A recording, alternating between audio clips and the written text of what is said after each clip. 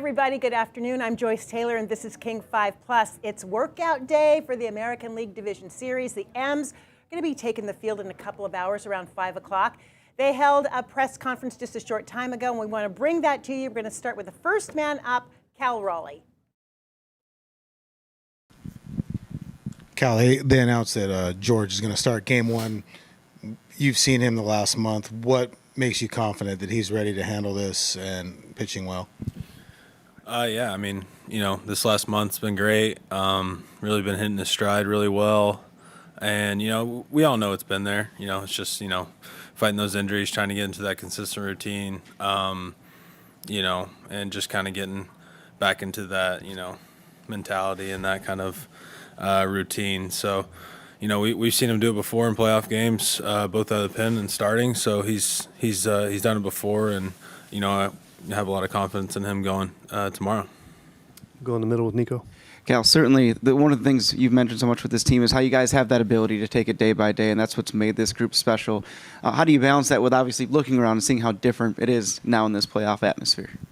Yeah, I think obviously number one, enjoy it, take it in. We're gonna have a lot of fun and enjoy these games. It's what you play for all year, and this is the time where it gets fun. Everybody's gonna be on their feet. It's gonna be a packed house. It's gonna mean just a little more, obviously, being in the playoffs. So, we're excited, and it's just finding a way to take a deep breath here and there, and just resetting yourself every once in a while, every inning or so, or and just getting back to the basics and trying to keep it just like a regular game, which we obviously know it's not. But like I said, finding a way to get back to even and taking that deep breath. So Go in the back middle, Tyler. Cal, for you, as the season went on and your home run totals escalated, did you notice a change in how pitchers approached you? And if you were getting less to hit, how did you make sure that you didn't miss the one pitch you might get? Yeah, I mean, there was multiple times this year. It's a cat and mouse game. It always has been. It always will be. It's happened multiple times. Maybe this year it just happened a little more frequently than often. And it's just understanding, I got good hitters behind me, so not trying to, expand too much, not trying to feel like I have to, get the job done myself, or I have to hit this amount of home runs or whatever it is. It's knowing that, I go up there, swing at good pitches, try to hit the mistake like I always have, and, try to keep it as simple as that. And also, how have you been able to utilize this ballpark? I mean, we know it's a pitcher's ballpark, I guess, but you hit so many fly balls, more than most guys do. Did you tailor your swing to hit fly balls in this park, knowing that you have the power to get it out of there? Not really. Obviously I know my swing is my swing, and, when things are going good, I'm getting extension, and when I get extension, usually, it's when you're hitting line drives and balls in the air. So it's kind of what I've always tried to do. Not trying to lift, more so just trying to get extended. So I wouldn't say I've tailored it necessarily to this part, because it's not really a great park to hit in general. So, just trying to put good swings on it, trying to hit the ball hard, and, the rest will take care of itself. Go to Ryan in the front. Cal, the last time you played the Tigers, you had gotten swept in New York. You went into Detroit and swept them right before the All-Star break.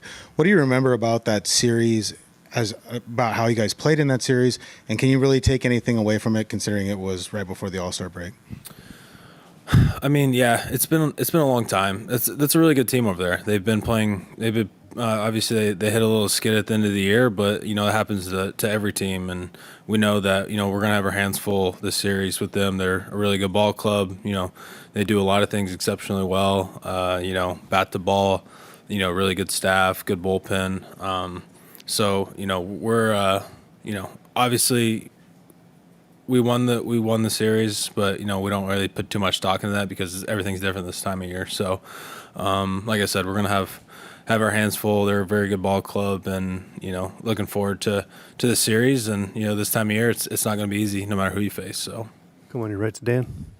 Cal, I think it's been just a little over 6 months since you were sitting right here for the contract extension press conference. What has this past 6 months been like for you? Just the whirlwind of, the historical milestones, the All-Star Week, winning the West. Just what's been just the roller coaster of an experience for you? Yeah, it's been a crazy year. First off, obviously getting to win the West, last week was something super special, and something we haven't done in 20 plus years, and it was just nice to enjoy it with the guys, let the guard down, really just celebrate with them, and like I said, something that hasn't been done in a long time, so it meant a little more, doing that, and doing that was amazing. And yeah, with the rest of the stuff, contract, and then everything that kind of came after that with the hot start, and then the home run derby, and what felt like every single day, some stat being thrown around there, it being talked about on TV or whatever. So it was just crazy, something I never thought would happen, and something I don't really have much for it. It's just been a crazy kind of ride this year. So Going left, Taryn. Cal, you mentioned at the end of the regular season wanting to just instill to the rest of the clubhouse, like, stay in your routine, just keep doing what you've been doing. We've seen in the past couple scrimmages, the lineup especially, doing what it does, scoring with the homer, but also just getting on base and hitting in a variety of different ways. Just what have you noticed from the team over this bye, especially considering how this is a position that a lot of guys in the clubhouse haven't been in with the bye? Yeah, I honestly, the last 2 days I thought went really well. Went pretty smoothly. I thought it was good that guys were treating it kind of like a game situation. We were able to get out there, from all the small details, having, people in the stands, the PA announcer, the Jumbotron on in full uni. So just the small things like that, it was good to kind of just simulate a game and get out there, and guys were taking it pretty serious. Guys weren't, up there just hacking first pitch every time. We're working counts, working situations, and try to put the bow on it today. Finish up all the prep and get ready for tomorrow. Go on the back left, Shannon.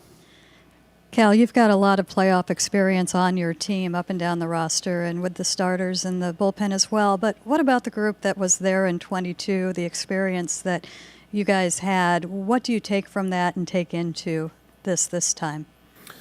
Yeah, with the, winning the wild card, getting to the DS last time, obviously we're in a little different position this time, and I think just, hopefully we can take something from it, not taking anything for granted.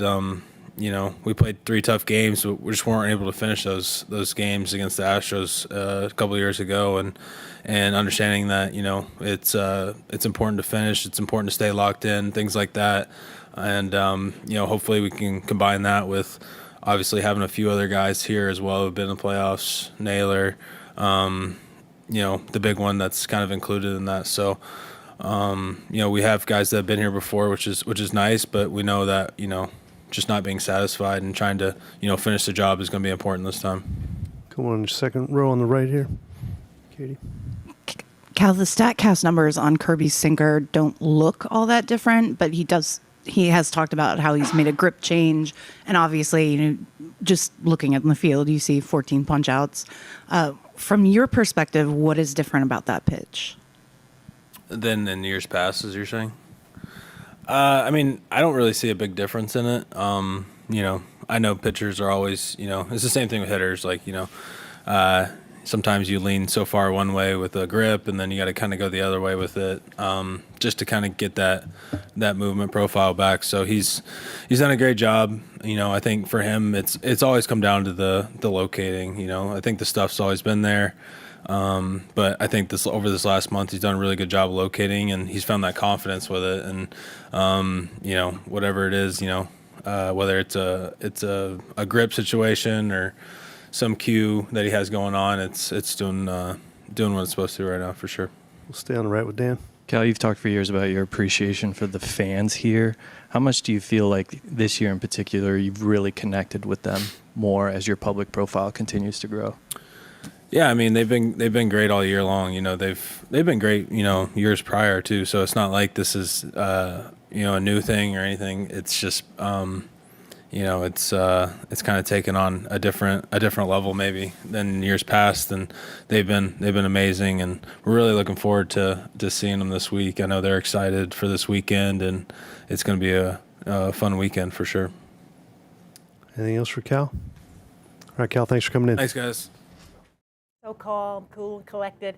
You've been listening to catcher Cal Raleigh with that record 60 homers, 125 RBI, one of the biggest stories this year in baseball. So after the break, we're going to hear from team manager Dan Wilson, who has named his starting pitchers for Game 1 and Game 2. Don't go anywhere.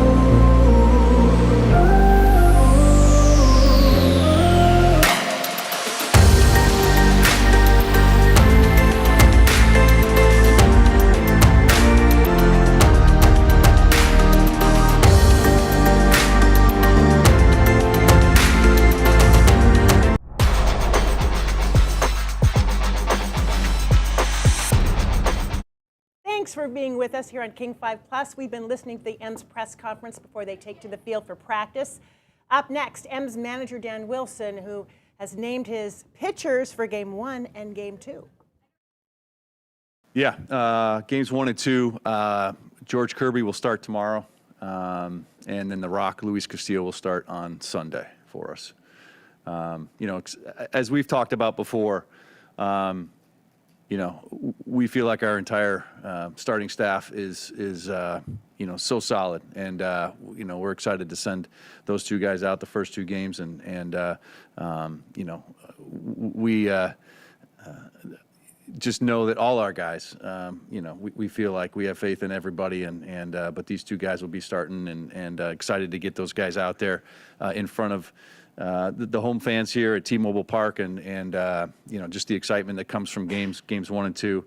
I think it'll be an energy-filled couple of days. Yeah, are there any other factors that went into how you slotted right? Home road split? Yeah, I mean, you look at a lot of things. I think that's the key is trying to take in all the information. Rest becomes a factor. How long it's been between when they've pitched. Some of those things. We've had a chance to get some rest this week, which has been beneficial for everybody.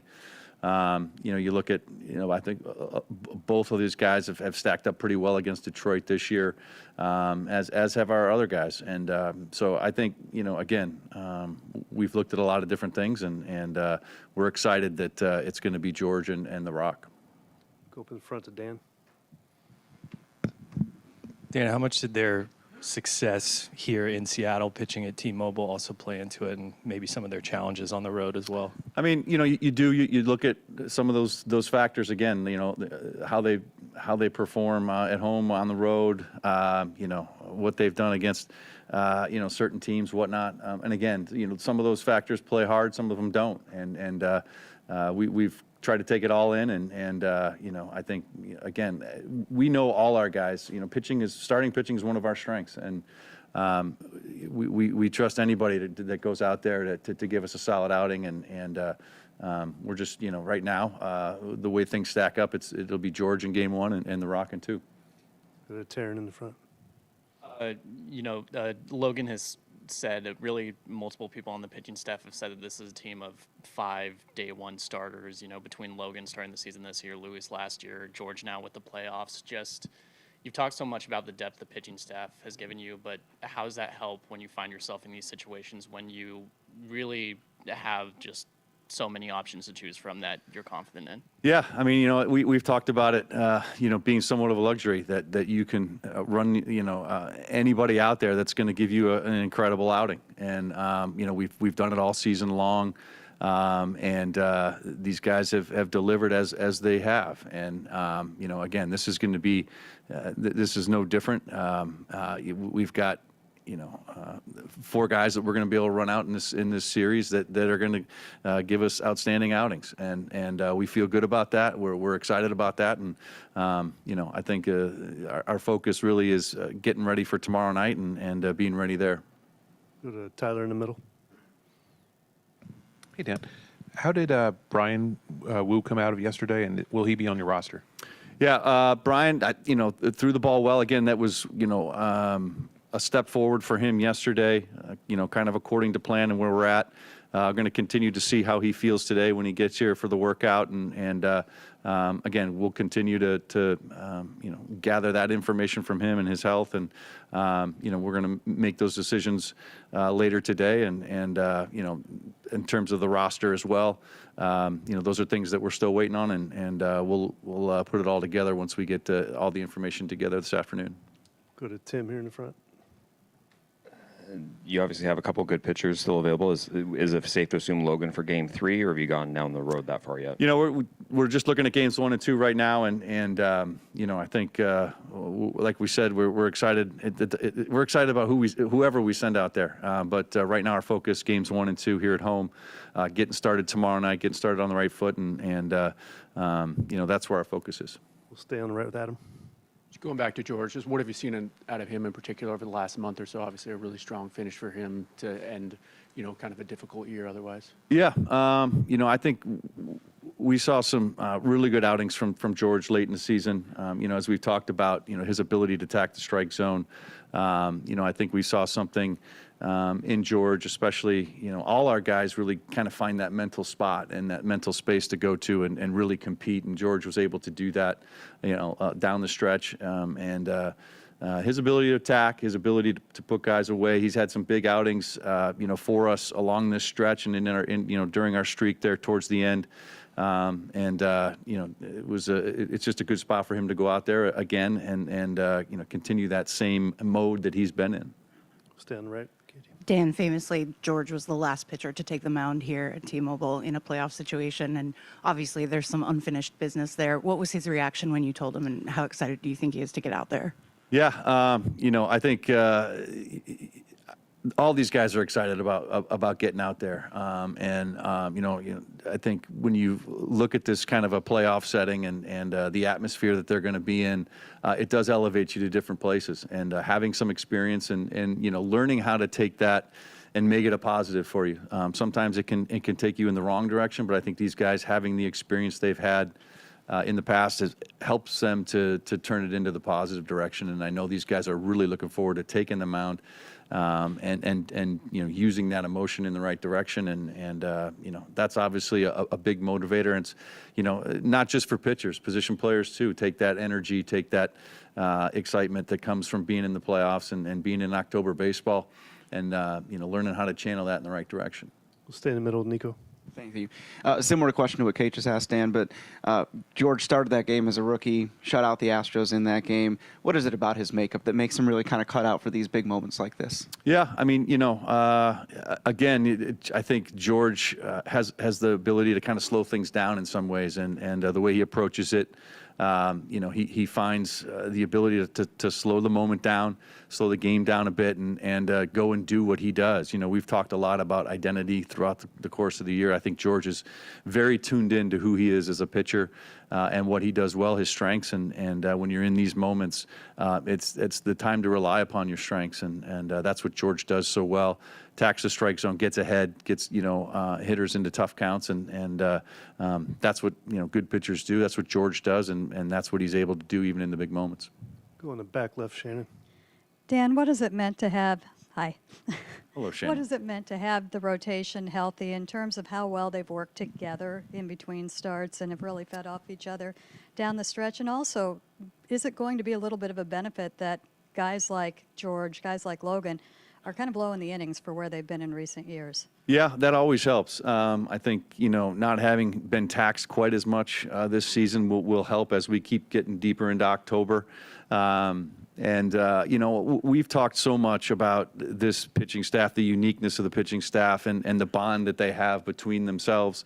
Their ability to push each other, their ability to encourage each other and hold each other accountable. I mean, it's a special group, and I think the combination of all of them is it's what makes teamwork work in a lot of ways. Is just their ability to be there for one another, and I know they're all excited for each other. They'll all be pulling for each other and pushing each other as we get into this in October. Go to the middle, Ryan. Dan, you guys haven't played the Tigers in quite a while, but the philosophies that AJ has are still pretty much the same.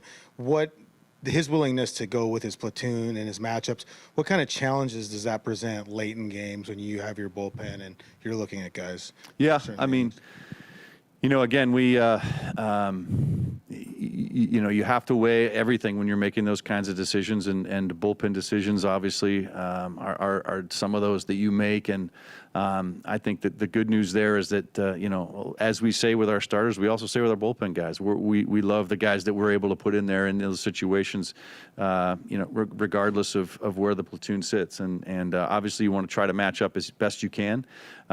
But there are times where it doesn't match up, and we know our guys and can trust our guys in those situations as well. So I think we're, again, because of the rest we've had, because of the experience we've had this year, we're in a really good spot here, and it's go time. We're getting excited about tomorrow and getting started again. We'll stay in front with Taryn. In George's last start, he talked about tweaking his sinker a little bit, and we saw how that played out. Just at this point in the season where, almost at the end, going into the playoffs, how difficult is that for a pitcher to make an arsenal adjustment like that and implement it, and, from your experience as a catcher? Yeah, I mean, I think, again, baseball is, always a game of adjustments. That's what we do. And I don't think you're going to make major overhauls here before October starts, but you can make minor ones. And whether it's a hitter putting his hands up a little higher, something along those lines, you make the adjustments you have to make. And I think, George was able to make that one. And I think, again, it's something that works. It's tested. But this game is full of adjustments. It's just not a time to make overhauls. But at the same time, understanding that you have to do what you have to do. And I think George understands, again, his identity and what he needs for that. And, it's been a big strength for him.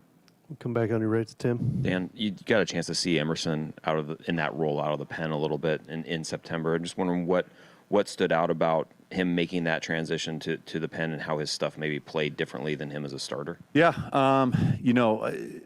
I thought Emerson handled it all very well. That's not an easy adjustment, as we've talked about. But, obviously a velo tick in the positive direction, I think, was something that we love to see.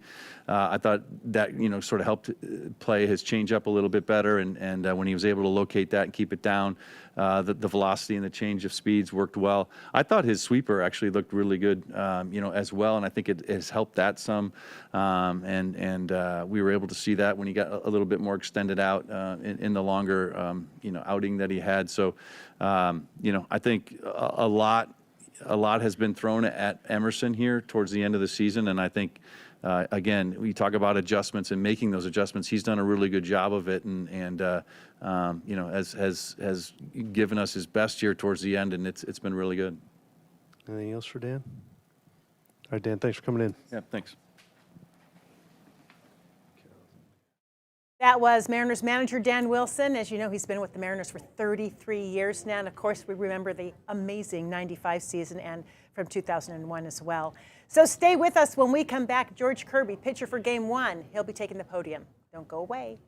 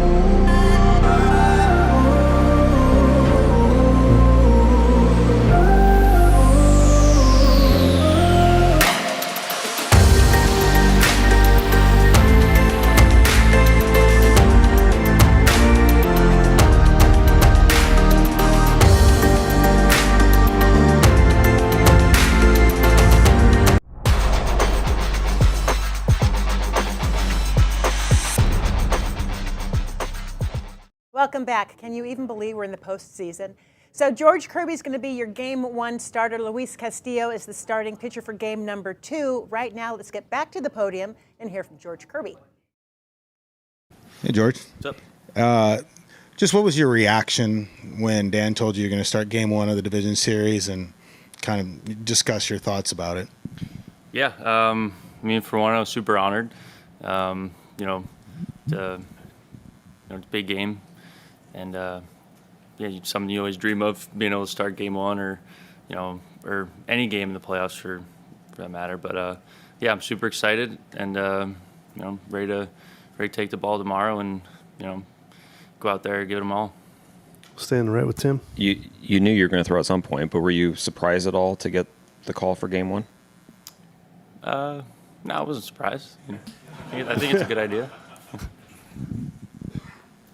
Yeah. We'll go with Dan on the right. George, you've talked after your last outing about just kind of the focus on the mental side of the game. How much has that helped you over the past month or so? Yeah, it's been super helpful. Like I said before, kind of just being able to just write something down.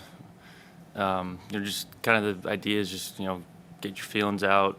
Kind of don't leave anything on the table, and kind of just allows me to forget about a lot of things. Whether it's the bad game or just some like stress or anxiety leading up to something. It kind of just allows me to get a little freedom and kind of just worry about the game instead of everything else that goes along with it. So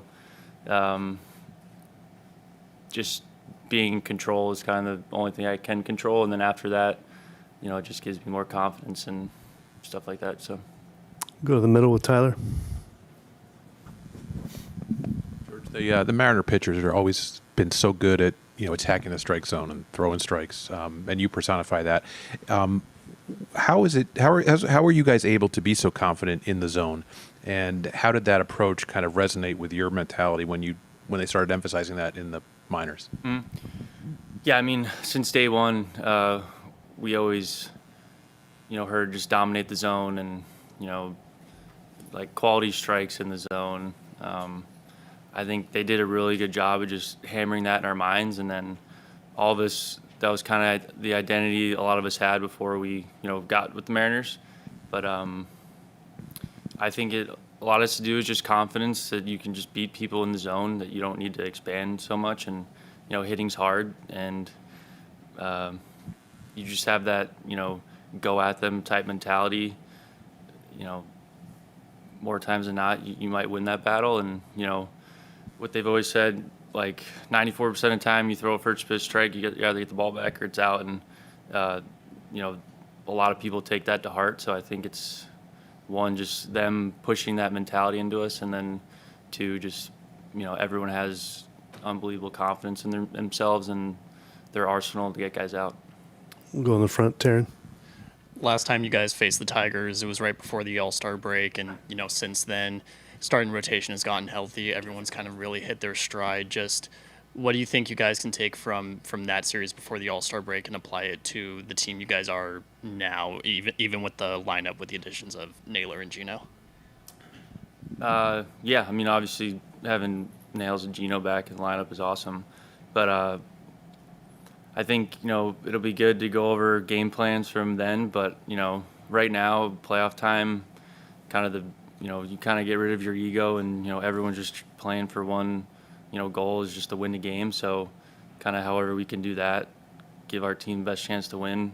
But that's kind of the mentality. So Go to Ryan in the front. George, I'm curious about the journaling, and did Byrne turn you on to that? I know a lot of other players do it. And when you're writing stuff down, are you writing 10 words? Are you writing 10 pages? Like, does it vary? I mean, like, because you talk about it being really helpful. I just didn't know kind of what the process is when you do that. Yeah, I think the best thing is just to, don't try and write the perfect thing down. You kind of just spew everything out. Just feels the best that way. You don't leave anything in the tank. So, and then whether you grab him to talk about it or whatnot, but yeah, you just kind of just let everything out on paper, and it just feels a lot better. Yeah, pretty much. We'll stay in front with Tim. You obviously got some experience in 22 going through the postseason. I'm curious, what were your sort of takeaways when you look back on that, things you learned and experienced in that playoff run? Man, just you should enjoy the moment, I think, is the biggest thing.